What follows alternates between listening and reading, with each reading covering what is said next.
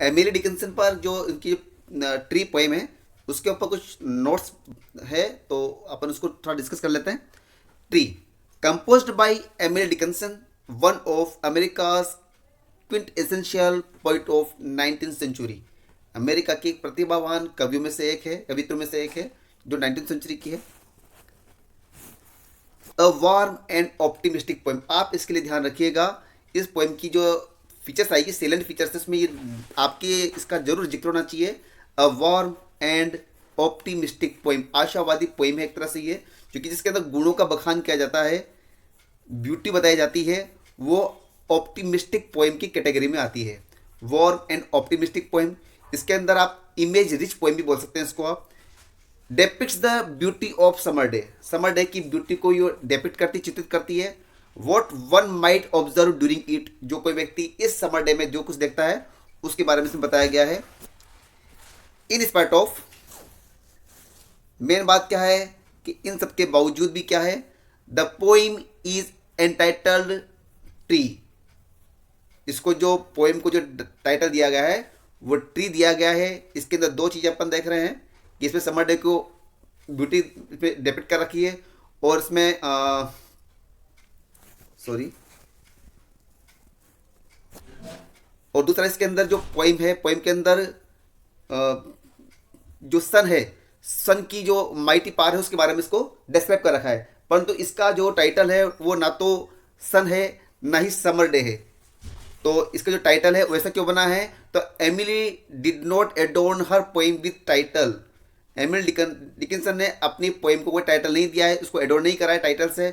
सो conventionally हर poem are known by first stanza, इसलिए उसकी इसकी जितनी पोएम्स होती है वो फर्स्ट स्टेंजा से जानी जाती है। So it is entitled tree. इसमें 7 स्टेंजाज हैं, 7 stanzas poem, each having 4 lines known as quatrains. इसकी 4 लाइनें दे रखी, हर स्टेंजा में 4 लाइनें हैं।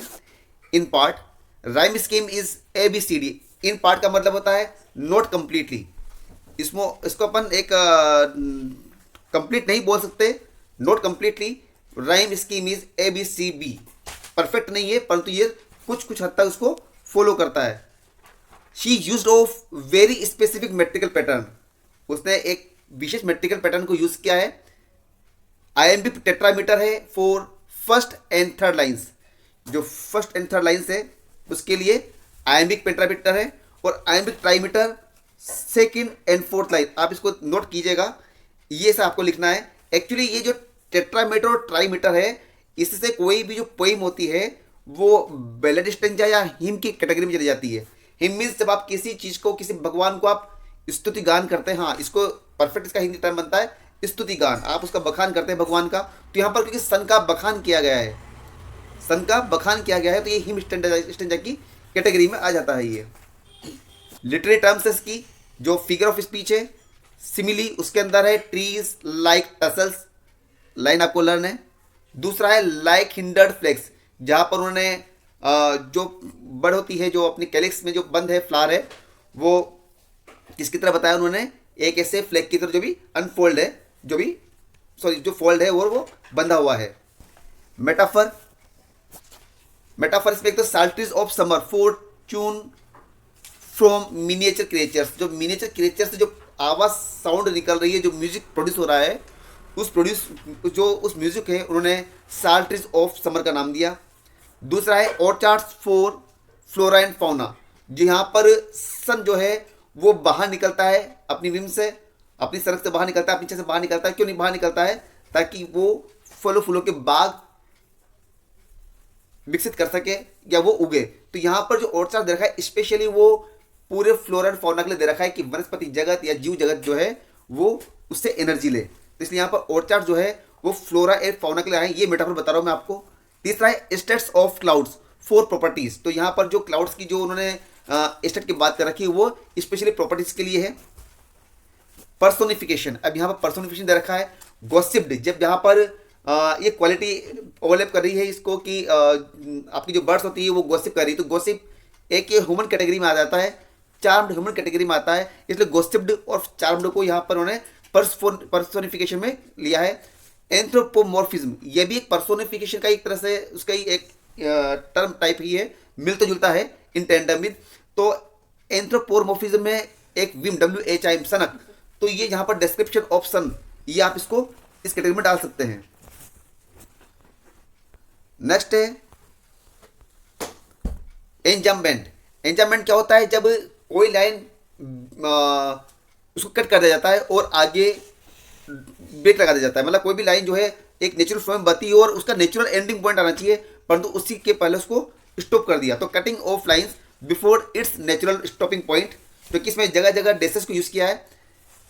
इट एनफोर्सेस, ये क्यों करा जाता है? It enforces readers to jump to the next line quickly, ताकि रीडर्स जो है जो ही वो स्टॉप होगा तो नेचुरल स्टॉप पॉइंट तो है नहीं, तो जो रीडर होगा एकदम से दूसरे स्टेंजा पे, दूसरी लाइन पे जंप कर जाएगा। तो it enforces readers to jump to the next line quickly. इसमें एग्जांपल आप लिख सकते हैं आप कि जो फर्स्ट स्टेंजा है उसमें सेकंड, थर्ड, फोर्थ लाइंस, और सेकंड स्टेंजा के अंदर सेकंड और थर्ड लाइन।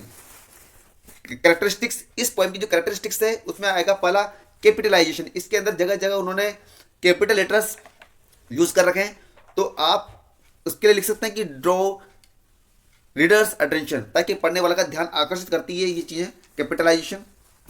दूसरा डैशेस। डैशेस क्या शो करते हैं? Show the power of silence, silence की पावर को ही शो करते हैं, क्योंकि वहां पर वो डैशेस का मतलब वहां पर आप रुक रहे हो या पोज दे रहे हो आप।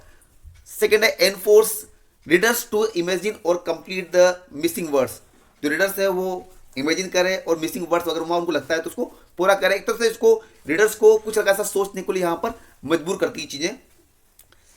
Compels the readers to contemplate and ponder over lines, same चीज है। नेक्स्ट है force the readers, dashes force the readers to show slow down while reading, वो हल्का सा जो भी रीडर है वो पढ़ते वक्त थोड़ा स्लो डाउन हो जाए डैशेस पर। इनका तो आप कैरेक्टरिस्टिक के बारे में लिख सकते हैं। लिटरेचर मैंने आपको बता दी है और इसके राइम्स की मैंने आपको बता दी है। इसके अलावा कुछ हल्का सा मैंने इसमें और भी PDF ऐड कर रखी है। एक छोटा सा होमवर्क है, a tune is rising from the voice of dash creature, इसको आप कमेंट में लिख दीजिएगा। ये आपके लिए PDF डाल रखी है मैंने, इसमें आपको कुछ प्रॉब्लम आए आपको इससे भाई आपको कुछ प्रॉब्लम आती है समझने में, तो आप इसको मुझसे पूछ सकते हैं कमेंट करके। ये 2 PDF डाल रखी हैं, इनका आप देख लेना है, और कोई प्रॉब्लम आती है तो आप मुझसे पूछ लें। लाइक कमेंट करें, आपके लिए मैंने छोटी सी वीडियो बनाई है इसके ऊपर। Thank you.